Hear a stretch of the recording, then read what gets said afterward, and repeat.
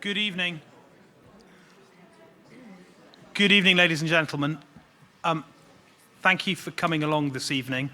It's just... Chair, the agenda tonight is not acceptable because the public has no opportunity to... I'm not requesting, I'm demanding that we have an hour tonight for the public and stakeholders to speak. The CCGs, I have their letter with me.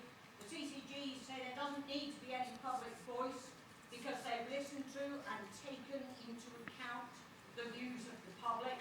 Well, the public might well disagree. Why not ask us? And the consultation was largely on the basis of unanswered questions and unavailable information. We're left now scrabbling through over 1,000 pages of newly published documents that were even removed from the public website this morning, quite bizarrely. Ladies and gentlemen. Ladies and gentlemen, in order to...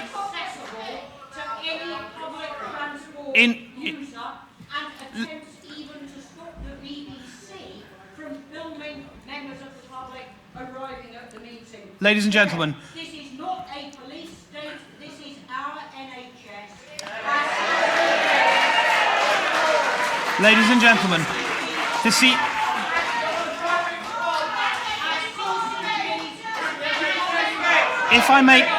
if I may make clear, ladies and gentlemen, if you don't give me a chance to speak, we'll need to bring the meeting to a halt. Ladies and gentlemen, if you would just give me a moment or two to speak. If you continue to shout, I'll bring the meeting to a halt, and the meeting will stop. Ladies and gentlemen, I need to be really clear. If we're unable to conduct this evening's meeting with some grace and courtesy, then I'll be forced to stop the meeting, and the meeting will be held in private.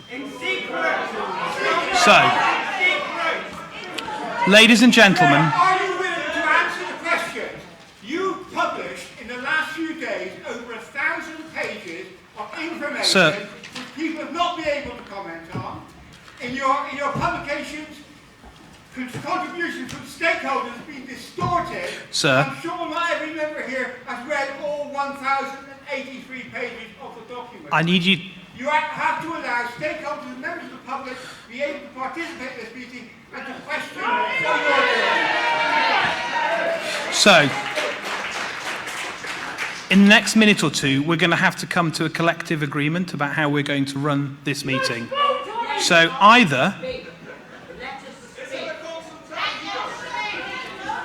this is a meeting of the joint committees of the two CCGs being held in public. It is not...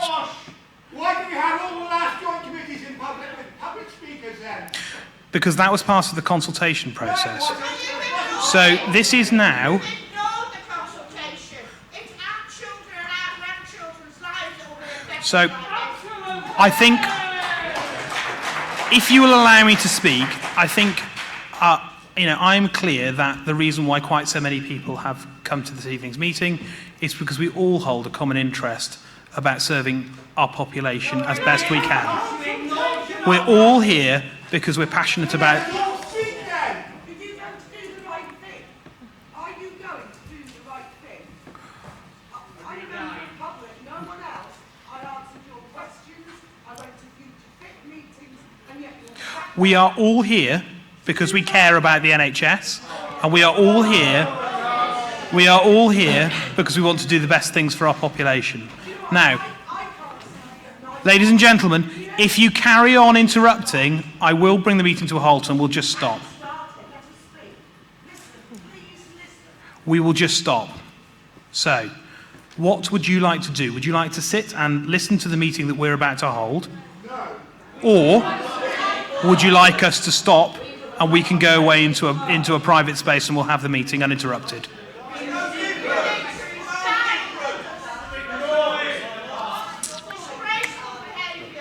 Okay, so I'm going to attempt to start the meeting, and if I find myself unable to continue, I'll stop the meeting. So, ladies and gentlemen,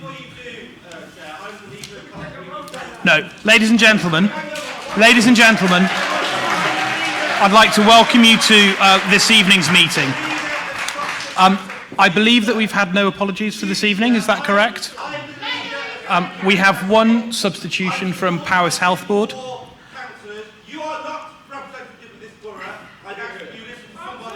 Sir, I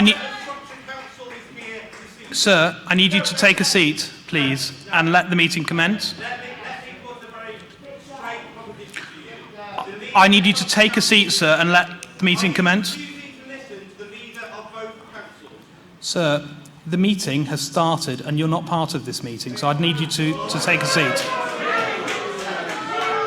So please take a seat and let the meeting continue and allow people to listen to what's going on. This is a democratic disgrace, and both CCGs will be held to account for this. Thank you. So, no apologies having been received, I'd like to welcome you to this evening's meeting.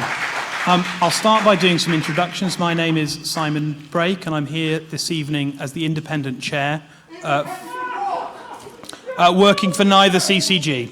So I'm the independent chair working to support nobody at all. I'm not receiving any payment for working for this evening. So I'm here as the independent chair to support this process. And I'd like to introduce my colleagues who are. I'm Jack Kywer. I work at Queen Elizabeth in Birmingham and here as an independent clinician. Jo Leahy, Clinical Chair of Telford and Wrekin CCG, here as a clinical member.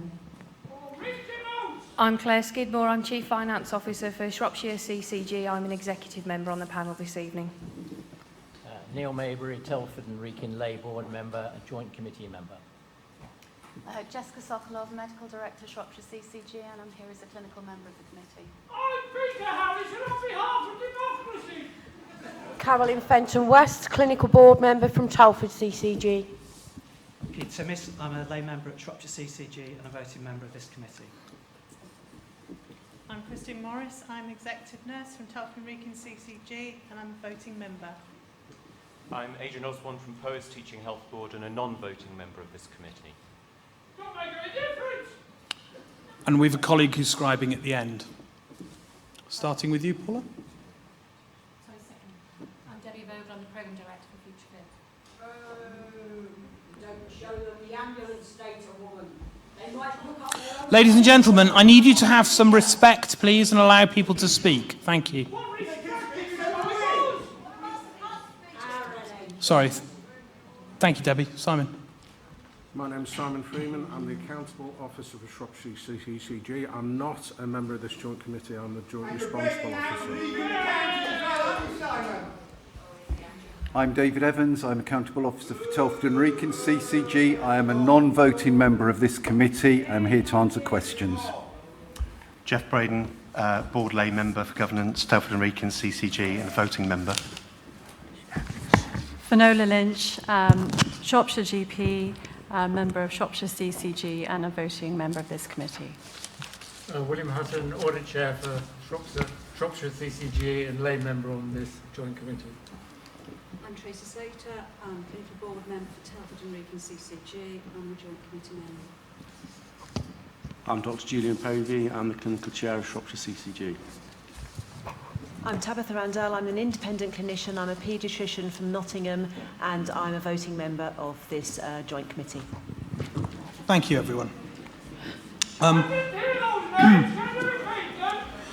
Colleagues have submitted declarations of interests. Beyond those already submitted and published, are there any other declarations of interest that colleagues would wish to make at this time? No? Thank you.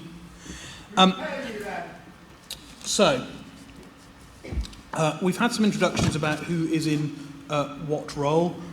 We're going to go through this evening's agenda, which I believe you all have before you. The manner in which we're hoping to run this evening is this. I'm just going to make some introductory comments and talk about how we would hope to conduct the rest of the meeting and talk about the terms of reference. You may have noticed that we have some media broadcast colleagues and there's some filming going on, which will stop at the end of item 4. Which will stop at the end of item 4. After that, we'll move into a brief presentation, and again, you all have copies of that presentation, and we'll be able to go through that. We'll then have an opportunity for questions and comments from members of the committee to go through the information presented. We'll then consider and receive the recommendations and hold a vote. There'll be an opportunity for the two chairs to make some closing remarks, and then the meeting will close. I just need to be clear again, and thank you for listening as you have. If we get to a point, as we did a little earlier, where we're unable to conduct the meeting meaningfully, I'm going to have to bring it to a halt, and I'd really rather not do that. We're here to consider and understand the issues that are presenting to us in Shropshire. We need to find an answer to the problems that we have, and we need to find the best way forward for our population and the health of those living here. This is a set of difficult thoughts that we're having, and the considerations that are being made by the committee this evening are really hard.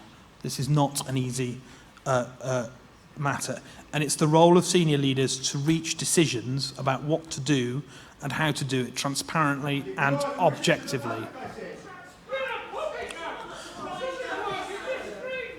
This programme is a collective endeavour. Yeah, so this is a collective responsibility that we're leading, and our job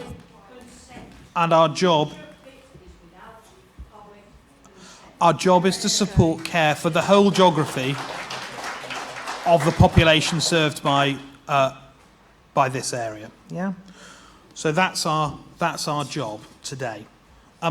There are a set of principles by which we try to work, and again, if you look on the fourth slide, there are a series of responsibilities around a duty to act in accordance with the law, which we're trying very hard to do, to act selflessly, to demonstrate integrity in the way that we individually and collectively work, to be accountable and to be good stewards of the public resources that we're responsible for.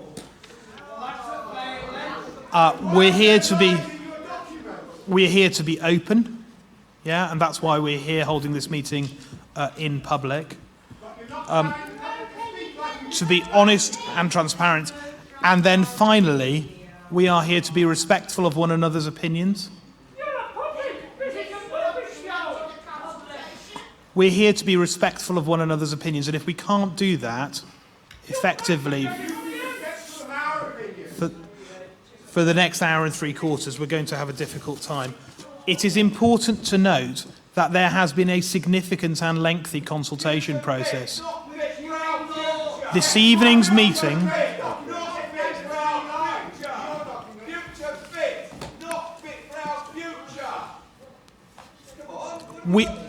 This evening's meeting is not to reconsider the decision, but to consider the recommendations that are made. So, sir, if you'd like to take a seat, or I'm just going to have to stop the meeting. And it will be that simple. So, do you want to sit? Do you want to sit down? Okay, all right.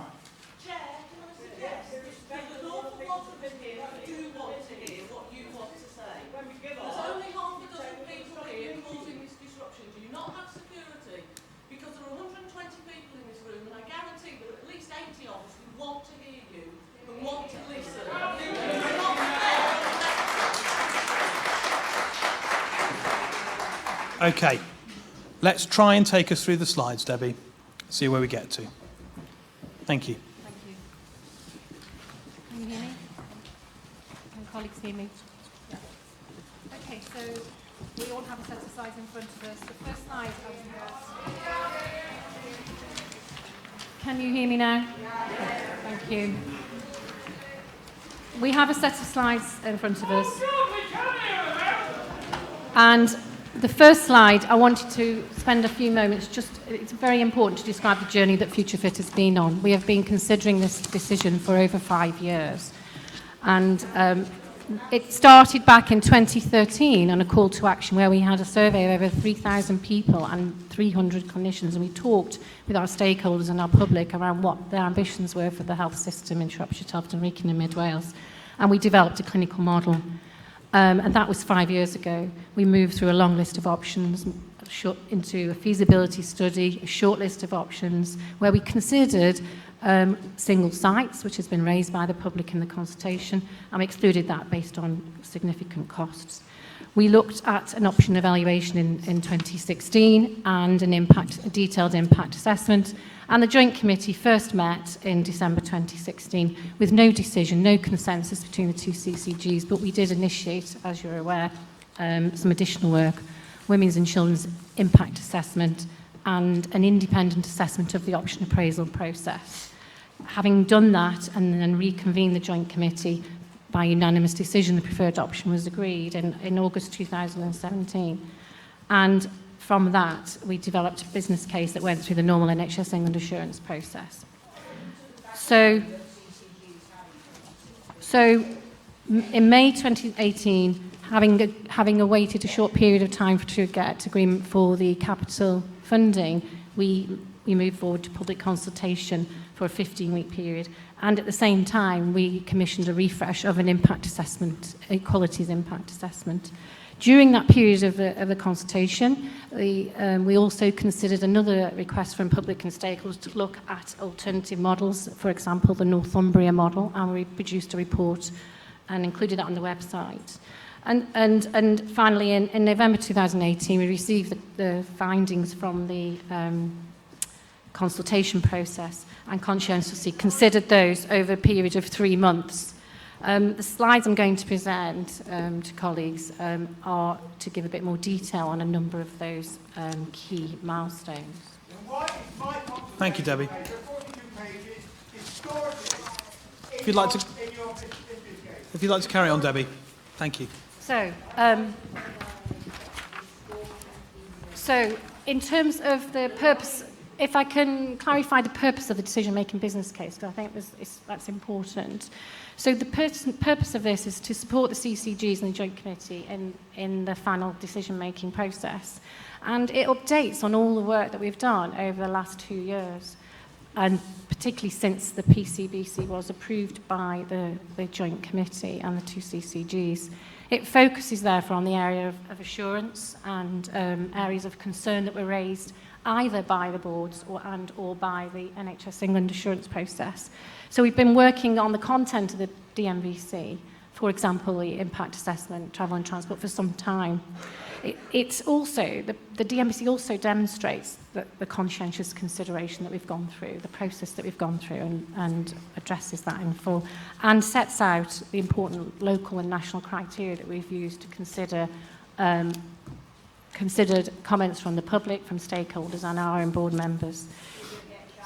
So it provides assurance to governing bodies and NHS England that issues raised have been sufficiently addressed to make a decision at this point. And it also concludes... Ladies and gentlemen, you need to not speak whilst Debbie's presenting. Thank you. It concludes by making us these recommendations that we're going to go through later in this evening. So the actions since the PCBC was approved are the comprehensive consultation, modelling impact on the ambulance services, engagement with the relevant engagement with specialised commissioning over specific parts of the service, for example, neonatology, critical care and trauma. We've also looked at the equalities impact assessment, tested workforce models, developed out-of-hospital care strategies, considered the urgent care centre model and specifically areas raised by the board on what is the paediatric cover within an urgent care centre model. We've looked at accommodation requirements and we've tested assumptions of affordability. And I think many of those are issues raised not only by the boards, but a number of those have been raised by public and other stakeholders. So the document itself sets out the progress we've made against each of those points. I think it's important to also remind ourselves of the benefits of why we're doing this, why are we considering this business case. It is about... Ladies and gentlemen, you need to be quiet so that Debbie can continue. It is about... Sir, right, I need to be really clear. The point at which you start making personal insults at individuals here is way too far, and at that point I'm going to have to ask you individually to leave. That's not appropriate. So please don't. It's completely inappropriate. It's completely inappropriate. All right. So in terms of the benefits that we've set out clearly in our consultation, and it is about providing safer, high quality and sustainable, both financial and clinical services. It's about providing the best care that we can to the population. It's about providing better facilities and the environment to the public. And it's about making sure that we can provide 2 vibrant hospitals. And in order to do that, we are going to have planned care, separation from emergencies with fewer cancellations. We're going to have reduced waiting times. We're going to have the very best staff working at our hospitals. And we're going to have the right level of care. Thank you. Right, ladies and gentlemen, I need you to stop shouting and let Debbie speak. Thank you. Right, so we've had this conversation. So either you keep quiet and let the committee members and the other colleagues who are here speak, or we stop the meeting. And I think we've had a clear view that we'd wish the meeting to carry on, but you listen to what people have to say. So, Debbie, thank you. So we have consulted on 2 options. Option 1, the Royal Shrewsbury Hospital becomes an emergency care site and the Princess Royal becomes a planned care site. That is the CCG's preferred option. Option 2, the Princess Royal Hospital becomes the emergency care site and the Royal Shrewsbury Hospital becomes a planned care site. We consulted on this as well because we believe it's clinically deliverable. It is not the preferred option. Under either option, patients would be able to access 24-hour emergent care, midwifery-led services, outpatient services, diagnostic tests. The preferred option, as you're aware, was concluded based on a number of points. Fewer people will have to travel further for their emergency care. It better meets the needs of our older population, and it offers the best value for money. Sir, you just need to calm down, please. Our consultation has been seen as an exemplar model. We have consulted in numbers. We have had over 3,000 people visit our pop-up displays. We've had over 900 people attend our public events, which were very successful in terms of a marketplace process. We have had more than 24,000 people visit the website. We have had 28 council meetings to more than 260 people that were very, very productive. And we received over 18,000 responses, equivalent to more than 3% of the population, which is probably unprecedented in a consultation of this kind. So it has been deemed a successful consultation. Thank you. So thank you, Debbie. The Joint Health Overview Scrutiny Committee in their meeting described it as a good example of consultation. Paris Community Health Council consultation was their view was it was comprehensive, and we've ourselves provided under Appendix 19 some assurance on the consultation process. In terms of the key findings, which you have as an appendix to the DMBC, and I'm not going to go into any detail other than to say that the responses, when we look at the responses by area, the Telford and Wrekin responses were over 51% of the responses, which was compared with their population was significantly high, somewhere in the region of about 5%. The same applies to Paris. It was almost in the region of 5% when you look at the population, and lower for Shropshire.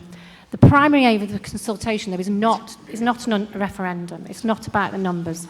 There is no surprises in the common themes that we found. We had already had feedback pre-consultation that these were the issues that concern people, whether that's travel and transport or other issues. The high response rate, though, was reassuring that we had an effective consultation. When we asked to what extent does option 1 or 2 meet your needs, the outcome, the answer to that, depending on where people lived, again, was not unexpected.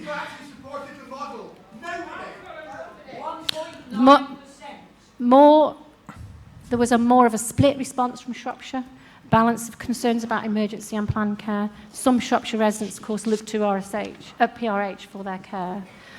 The particular focus was obvious on emergency care and loss of women's and children's. And the lack of complete understanding of the difference between emergency and care was very apparent, particularly in the public events that we had, the 13 public events that we had. People didn't understand the model. So in some respects, we've failed to describe that effectively and recognise that. The fact that 80% of journeys will be as they are now was lost, I suppose, and not got across to the public as clear as we perhaps could have. That people can continue to walk into the hospitals they walk into now for their care, and it's the paramedics and the emergencies that will be sent to the most appropriate site. We had an interesting, we looked at rurality and deprivation when we looked at the consultation finding, and interesting in terms of the rural postcodes. There was a significant number of people that were suggesting option 1 would be their preferred option when we looked at rurality. When we looked at the stakeholder responses, there was support for option 1 from Paris Teaching Health Board, from the ambulance service, both Welsh and West Midlands Ambulance Service, the Midlands Partnership Trust, Robert Jones, Royal Wolverhampton, Wye Valley, and in terms of support for option 2, Telford and Wrekin Council and Health Watch Telford and Wrekin were supportive of that. There was no preference stated from Shropshire Council or Health Watch Shropshire. We received comprehensive responses, though, from each of those, and you have those as in your appendix as well. Survey response themes. What we did in the DMBC was try to describe, we looked at every response of the 18,000, we extracted some examples of comments and emotions that people were feeling when they filled out the questionnaire, because we felt that was important. Right, just a second, Debbie. Ladies and gentlemen, and you might just want to think about this for a moment, those people who are listening through the live streaming are finding it very hard to hear because of the level of background noise from the audience. So your shouting is stopping other people hearing, not just people in the room, but people through the live stream. I suspect that's not true because you've got microphones being fed into it. We don't. Well, I'm reading about the comment that's coming back on the social media footprint saying that it is. So I think it is true. The cause of it, sir, I don't know. So I'm just sharing with you and asking you to please try and keep the background noise down so that other people elsewhere are able to hear. Thank you. Debbie, if you'd like to carry on. So, as I was saying, in terms of the consultation findings, we were keen to hear specific quotes from members of the public, so they're included in the decision-making business case. The areas where the themes were clear were extended travel time and safety. People were saying they wanted to keep what they have now. The community care issue is a big issue. People want to understand what was going to be on offer in community services in the future. And other comments were around existing pressures on the ambulance services, and would this make those pressures worse, and how would the commissioners address that? The finance and affordability element, and ultimately, is this all affordable and providing value for money? Obvious concerns around the move of women's and children's services, pressures on the workforce. Understanding the clinical model, it was clear that they didn't fully understand the distinction between urgent and emergency care, and a number of people were raising concerns around why hadn't we considered the single site option and other similar options for the emergency care. Okay. In terms of, so that's all described in the decision-making business case, and I know that you've had considerable time to consider that. I'll just make a point that all those documents have been on the website for some time. For some considerable time. Yep. Many of the documents that are referred to in the DMBC have been on the website for a number of weeks, if not longer. So, in terms of scrutiny... If you just take us through scrutiny, that'd be really helpful. Thank you. The three organisations have statutory role for scrutiny for the services that we are considering: Shropshire Council, Talbot and Wrekin Council and Powys, through the Joint Health Overview and Scrutiny Committee, and in addition Powys Community Health Council. Both the Joint Health Overview and Scrutiny Committee and the CHC have been involved and consulted throughout the process, pre-consultation, during the consultation and post-consultation, and as I've just described, majority of the content of the DMBC has been shared with their colleagues over the last 3 months, and discussions and conscientious consideration being allowed. The scrutiny bodies therefore chose to provide feedback after the consultation findings were publicly made available, and that we've now received their responses. The joint HOSC members disagreed with each other on a number of points and were unable to make a joint recommendation. Powys CHC unanimously voted in favour of supporting option 1 and supported the consultation had been appropriate.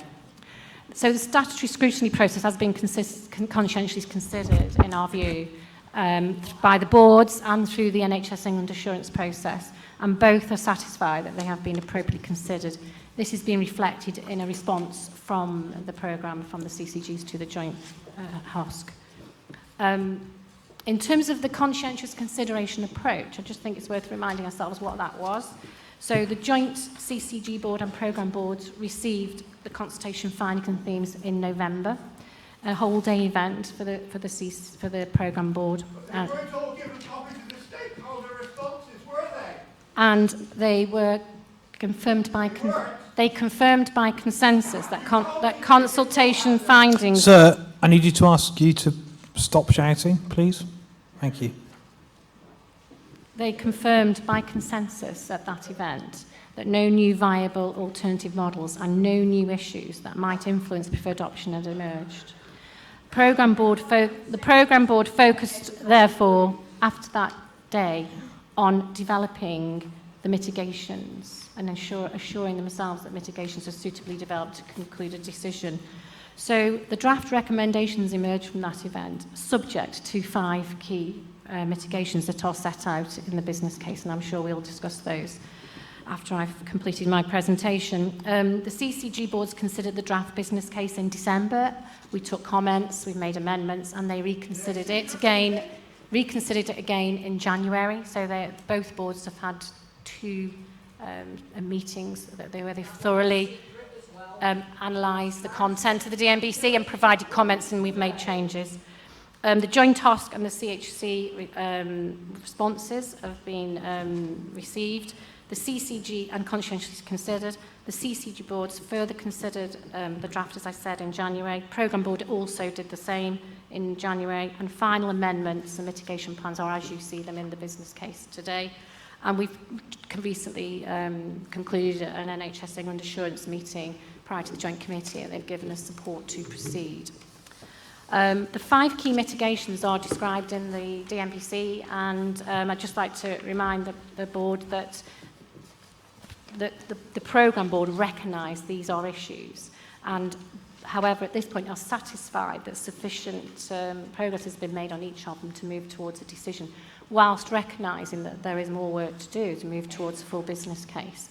So these are travel and transport, and the mitigation action plan associated, the equalities impact assessment recommendations and mitigation plan, and the need for those to be aligned with all the work that we've done in 2015 from the original IIA, 2016 from the Women's and Children's IIA, and the refresh we've done recently on the EIA, the equalities impact assessment.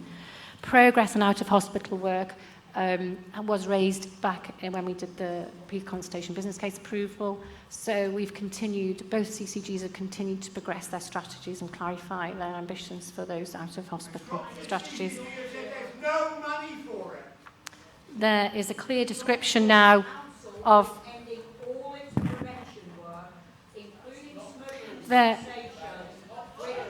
cessation. So there's a clear description of the services on each site, which the CCG's asked for, and we've clarified affordability at this point in time.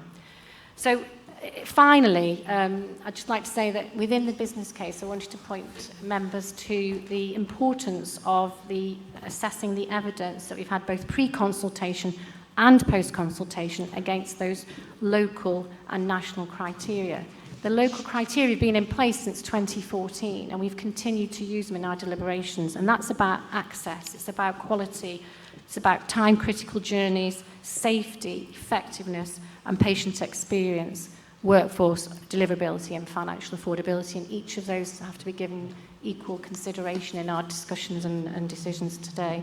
And finally, the importance of the national criteria around strong public and patient involvement, which I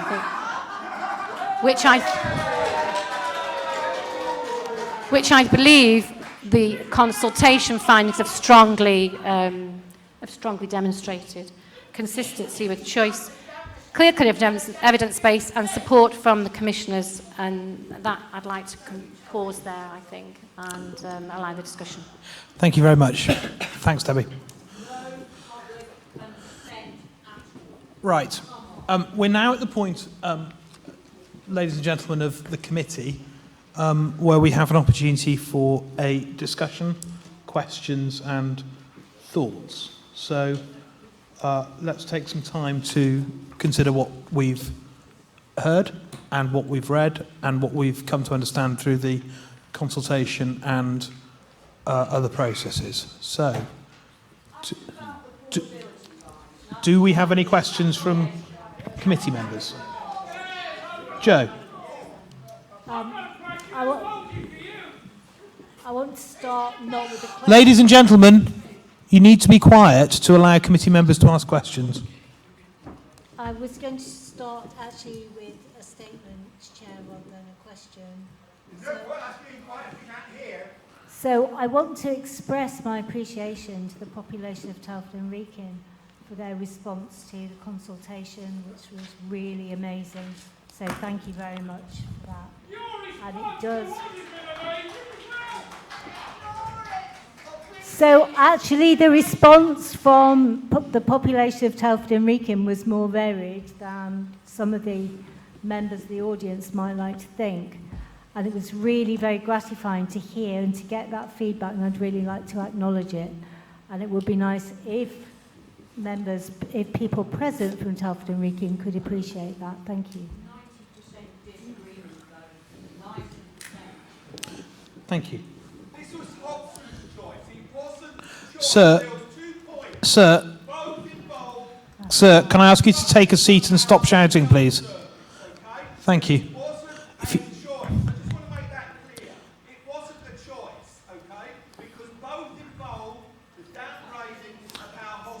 If you'd like to sit down, please. Sir, if you'd like to sit down, please, and stop shouting. Thank you. Are there any other questions that colleagues have got that they'd like to raise? Go ahead. Thank you. Really just a question about the decision-making business case. I've got two points to raise. One is around the paediatric cover in the urgent care centre, which is something that we in Telford and Wrekin CCG have been constantly raising as an area for focus. Just within the document on page 102, it talks about children who would normally be seen within primary care or at home to determine whether they need further treatment could be managed within the service in the planned care site if the team felt competent to do so. I just wanted to make the point that as commissioners we need to go further than that. It isn't about whether the team there feel competent to do so. We need to ensure that we commission a service that will meet you know, the needs of children and young people who are presenting, so that fewer of them will go to the Women and Children Centre or the Emergency Centre, so we can try and mitigate that risk as much as possible. So really just to comment that as commissioners, I think, you know, it's important that we do that. Thank you. Okay, any further questions? Chair. And then Chair, if I could just ask the programme board representatives, the simple question that back in August of 2017, we, on behalf of Telford and Wrekin, stipulated that our concurrence with option 1 was subject to a number of caveats. And I would just like to ask if you are comfortable that those have now all been included and covered in the decision-making business case. So Dave? Simon? So if I pick that up, Chair, if that's okay. Thank you. The caveats that were outlined by Telford and Wrekin CCG and supported by the Joint Committee were broadly in line with the requirements from NHS England in terms of the assurance process.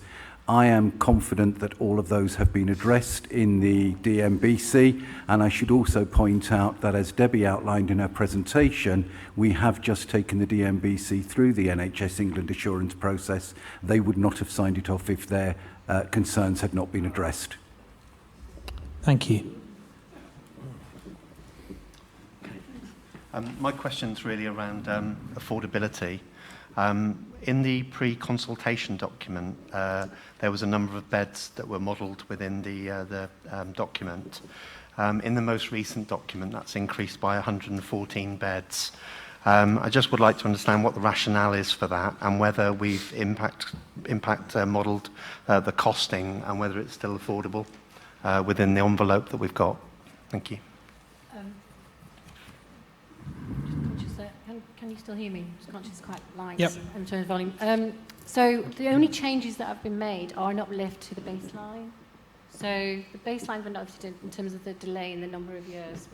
The actual bed numbers are the same. I'm not quite sure what we're referring to specifically. So the bed numbers haven't changed since the pre-consultation business case. Okay, my understanding is that they went up 114 from the pre-consultation document. So without the semantics of the actual numbers, whether it's 100, 114, I'm just really understanding, you know, have we cost impacted from the pre-consultation document to the most recent one, and can we be assured of the affordability? Have you done a new financial model? So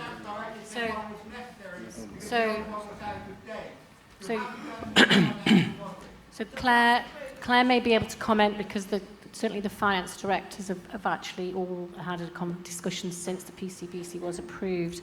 There's been no material changes to the financial model. So just to be clear, the financial assumptions that supported the pre-consultation business case still stand Yes. in terms of the current Yes. service construct. Yes. And although there have been revisions of the service construct from one to the other, there's been no material change in the financial baseline, so And I it's think satisfactory. Claire Skidmore may want to comment, because the finance directors have considered any potential changes since the PCBC in 2017. Just to support that view that we haven't found any material changes at this stage, but acknowledge that as we move forward, of course, we'll be retesting those assumptions to ready for the final business case. Okay, thank you. Julian. I've got a question about the next steps. I do think it's a shame that, due to the actions of a small number of the audience, and in fact this is a very difficult meeting to take part in, a very difficult meeting for members of the public to hear, and I think the actions of a small group of people are quite selfish and are quite disruptive. But my question will be with regards to the next steps. Deborah, if you could actually just fill us in on what the next steps would be. Sorry, ladies and gentlemen, so if you'd like to hush so we can hear the question. So the question was for Debbie about what the next steps are going to be. So subject to approval of the recommendations today, and particularly given the discussion we're having around mitigation plans and final business cases, we have agreed that we will have an oversight committee group with chief exec level representatives from all sponsor organisations, and this will sit under the umbrella of the STP.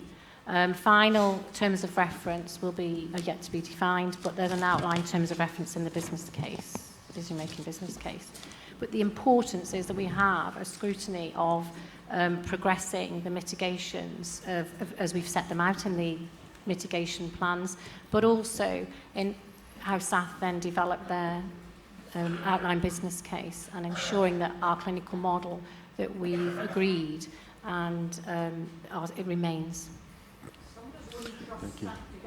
Dave.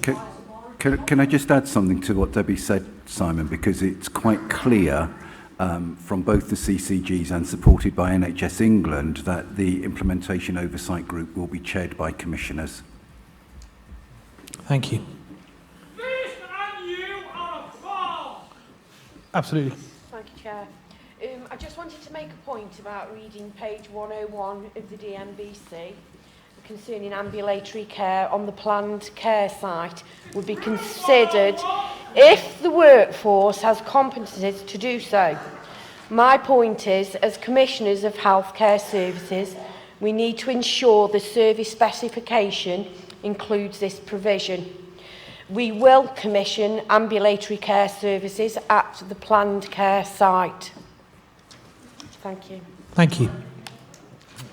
Simon. I think that's something we'd all support, subject, of course, to being consistent with the model that we've consulted on. Okay, thank you. That's helpful. Can I just ask, in terms of the ambulatory care, and the plan is to be manned by which level of clinician? Has that been thought of and addressed?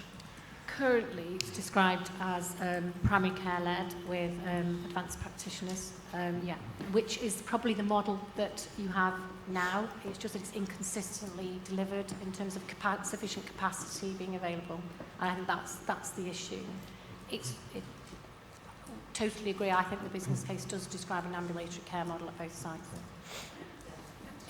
For primary care led ambulatory care, for conditions such as DVT, cellulitis, the normal conditions that can be managed with those skills. Thanks, Debbie.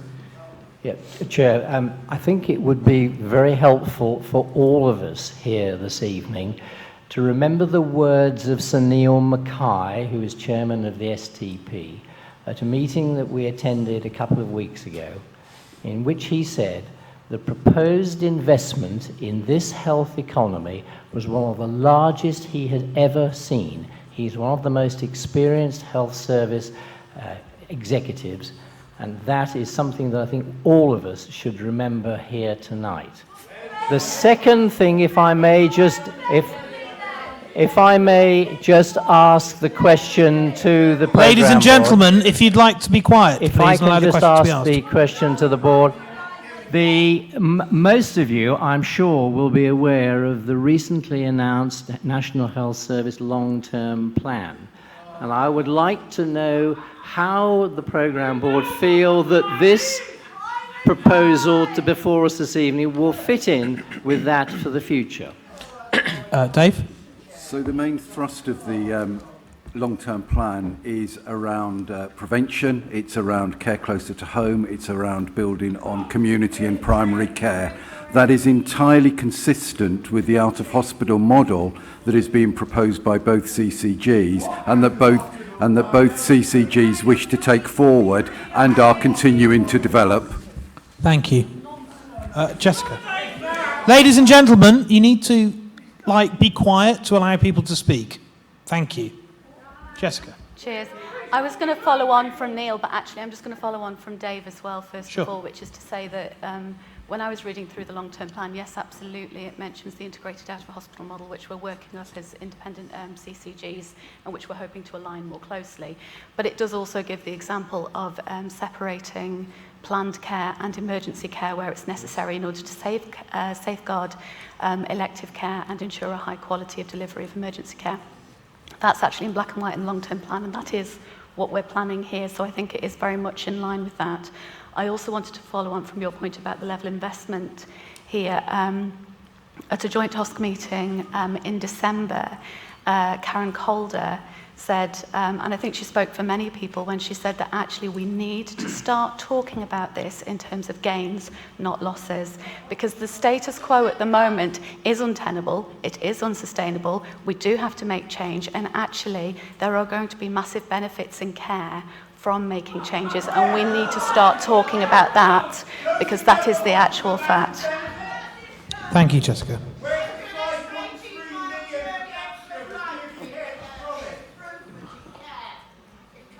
Okay, any further questions?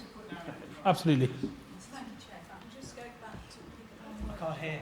Yes, sorry. If I can just go back to pick up on workforce and questions to the programme board representatives. So it makes reference in the decision-making business case, it's section 10.3, in respect of the workforce plan. And it shows a reduction of circa 290 full-time equivalent staff.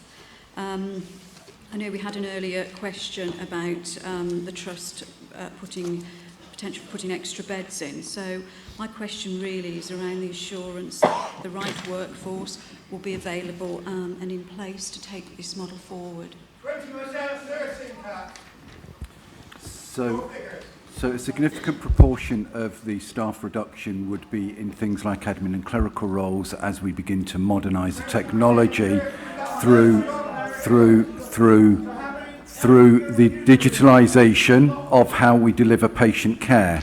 There clearly will be changes in the workforce model to reflect the changes in how we deliver services over time. We are confident that the workforce model at this moment in time is the right workforce model, but as the development, can you just be quiet, please? As the development of the full business case and moving forward into implementation takes place, clearly that will be constantly reviewed. Thank you, Dave. Debbie? I was just... National advice from the Royal College of Nursing. That is about dumbing down of healthcare. This is Debbie? I was going to just add what David said around the workforce transformation. Again, it's in the DMBC. It talks about the advanced clinical practitioner roles. So whilst there is a reduction, there's a change in the mix of the workforce. There are physicians associates, nurse associates, reporting radiographers, critical care support workers. So the mix is changing. Whilst there's a reduction, the mix is changing. They're not directly comparable. And I think that's the important point to make. Thank you. Joe? Yeah, I just wanted to make the point that there is obviously a little reference in the DMBC to the 10-year plan at the beginning. I think it would help if we had a statement that the model as described in the business case will be subject to modification in line with the 10-year plan as that develops over the next few years, so that we are not kind of shackled to a model that's becoming outdated. Thank you. Dave? I believe, Joe, that as Jess has outlined and as I had outlined earlier, much of what we are proposing in terms of separation of emergency elective, move to more community and primary care-based services is wholly consistent with the long-term plan. However, we will need to ensure as commissioners that we implement the 10-year plan in accordance with how it is laid out, and therefore anything that needs to be looked at in making sure that that happens will happen. Thank you. Any further questions? Sure. Thank you, Chair. Microphone's moving apart. We heard earlier, obviously, about the importance of care outside hospital, community care, and I think that is a point I wanted to make around that. Obviously, we need to make sure that that work progresses in a timescale aligned with the timescale of Future Fit, when I know what good work's already going on in Shropshire, Telford and Wrekin and Powys, and obviously the key thing is to make sure that that progresses in line with the overall timescale. Absolutely. Because, I mean, I personally attend... £12.5 million cuts over the next 5 years. If you'd like to allow me to speak, please. Carry on.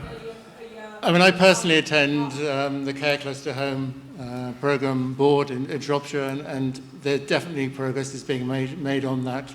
Pilot work will be commencing soon on one of those phases. So I think it's very clear there's been some big moves forward on that, and so I'm confident that that work will progress and to align and deliver what we need for the out-of-hospital care. Thank you.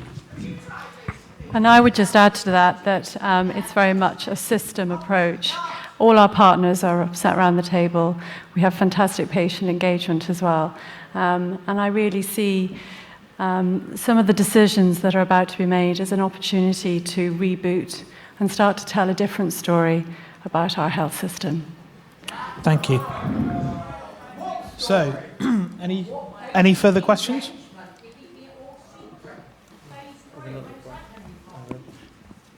Thank you, Chair. Debbie touched on the fact there was some confusion, I think, seen amongst members of the public around the differences between emergency care and urgent care centres. And I think I wanted to understand whether we had any plans to perhaps better inform the public of where they should attend medical services in the future. Because I think it's even more critical if we, obviously, with the plan, only have the emergency centre on one site, that the public know where they should be aiming to go for certain conditions. And that's not just hospital, it's everything from community pharmacists, self-help community pharmacists, GPs, urgent care centres, and obviously now we have urgent treatment centres coming in the future, and emergency care. So it's understanding whether there's any plans to make sure we perhaps think of smarter ways of informing the public and giving them the information they need so they know where to go to seek help. Debbie. So that was included in the 14 recommendations in the Equalities Impact Assessment work. In the mitigation plan, there's 2 recommendations and 2 actions on progressing exactly that. So having an education programme not only to support the public in making the right choices, but also in ensuring that we educate the public around the differences in the pathways into the acute hospital, whether that be urgent or emergency care. So yes, we have 2 key recommendations in our Equalities Impact Assessment that are being taken forward and will form part of the work of the oversight group. Thank you. Any? Yeah. A comment more than a question.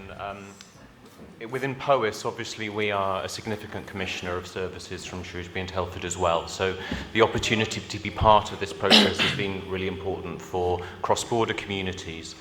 I think a key question for us as a health board throughout this has been to also be assured that some of the Welsh statutory requirements have been met through the process as well. And so having the challenge from the Community Health Council, having the challenge from our communities and our stakeholders, I think has added a great richness to what I've seen in the decision-making business case. And it's reassuring to me and to hear that the Community Health Council has found the consultation process to be very comprehensive. They've commended the Future Fit programme team, the POIS Teaching Health Board team, the CCGs on the work that they've done, and thank them for the time that lots of people here in the audience have given their own time as well to share that message and to engage. There's people out here who've given so much of their time to make sure that people have had the opportunity to contribute. Thank you. Indeed. So, any further thoughts or questions? Okay. Are either of the 2 CCG chairs anything to add before we move into the... Okay. I mean, like Joe, I'd like to thank all the population who've taken part in the consultation, and I think all the clinical staff and all the people who've been involved since the beginning of Future Fit, since the call to action. And I'd like to thank everyone for persevering and sitting through this meeting to try and hear some of the discussion that was done. I'd also certainly, because I guess there may not be an opportunity after we've gone through the recommendations, but I'd like to thank the 3 independent members, particularly yourself, Simon, and Tabitha and Rashinda, for coming to these last 2 meetings. So thank you. You're welcome. Thank you. I would echo that. Any final thoughts before we move into considering the recommendations? Okay. So if I can take you to, I think, essentially slide 36. Oh no, sorry, not 36 at all. 34, please, which is the beginning of the recommendation. So to remind everybody that these are the recommendations from the programme board to the joint committee. And I'd ask that those members of the committee who are voting members to participate in the voting as we go through each of the recommendations. Be mindful that people will die if you put this through.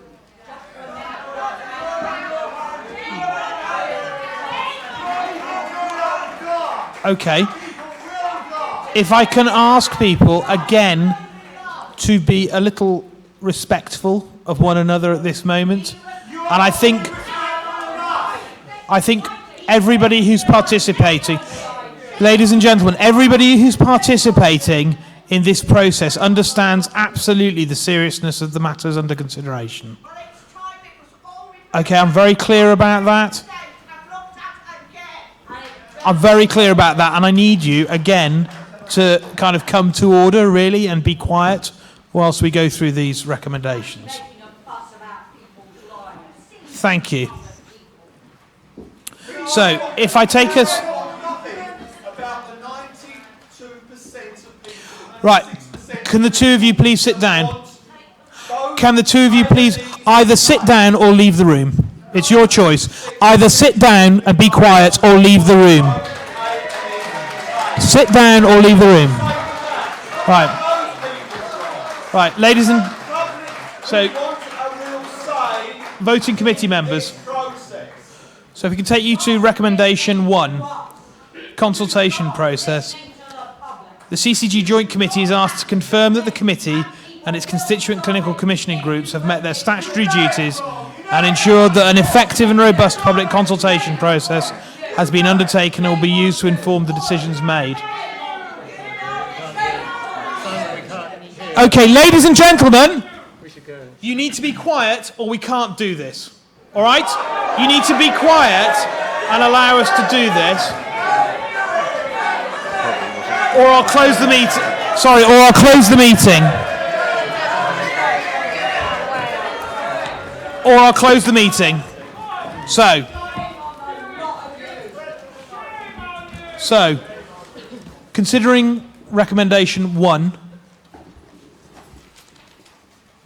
those in favour of recommendation 1, raise your hands. Those not in favour, raise your hands. Those abstaining. Please note unanimous vote. Recommendation 2, ongoing engagement. Those in favour of recommendation 2, raise your hands. Those not in favour, raise your hands. Those abstaining, raise your hands. Unanimous vote. Recommendation 3, principles of consultation. Those in favour of recommendation 3, raise your hands. Those not in favour, don't raise your hands. Sorry, raise your hands. Those abstaining, raise your hands. Unanimous. Thank you. It's not unanimous out here, I tell you. Recommendation 4, consultation findings. Recommendation 4, consultation findings. Those in favour, raise your hands. Those not in favour, raise your hands. Those abstaining, raise your hands. Recommendation 5, preferred option. I'm going to go through this one because this is key. The CCG Joint Committee is asked to confirm the previous unanimous decision on the preferred option, option 1, in accordance with A, the recommendations from the programme board, and B, the following mitigations with the final DMBC. Firstly, travel and transport report. Secondly, the EIA recommendations. Thirdly, the progress on out-of-hospital care strategies. Fourthly, a clear description of the services on each site, particularly around service provision at the urgent care centres. And fifthly, reconfirming affordability.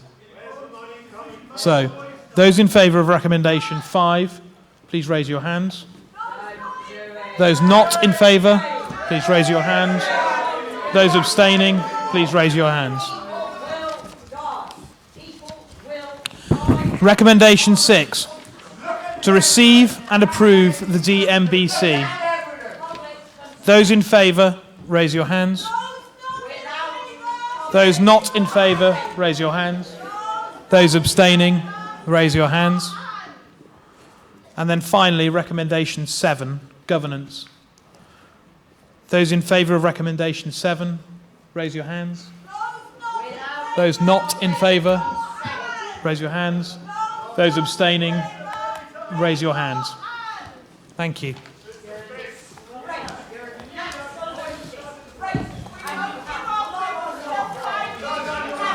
This brings to the end of business that we have to consider. However, before we conclude the meeting, I'd like to give the two chairs the opportunity to speak. Julian. Ladies and gentlemen.